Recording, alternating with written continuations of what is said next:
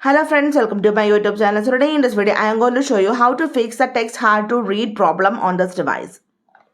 For this, simply go to settings and scroll down. At the bottom, you can see the option accessibility. Tap on this one. Now here, tap on the option vision enhancements. So here you can see the option high contrast fonts. First of all, turn on this one.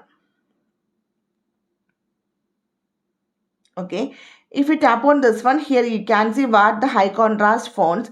You can see make text more visible by providing a highlighted background.